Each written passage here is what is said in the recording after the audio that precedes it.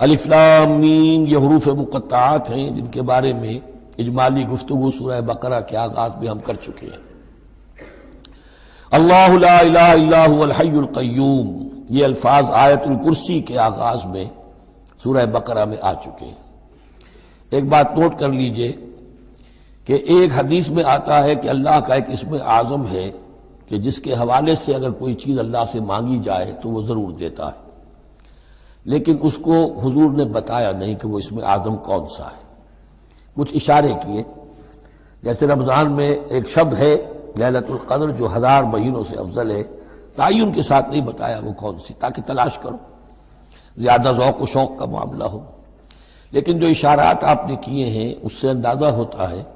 کیونکہ یہ فرمایا گیا کہ یہ 3 صورتوں میں ہے، سورہ بقرہ میں، سورہ آل عمران میں اور سورہ طٰہٰ میں، وہ الفاظ الحی القیوم جو مشترک ہیں، سورہ بقرہ میں آیت الکرسی میں آئے ہیں، آل عمران میں یہاں دوسری آیت میں موجود ہیں، اور سورہ طٰہٰ کے بھی شروع کے اندر موجود ہیں۔ نزل علیہ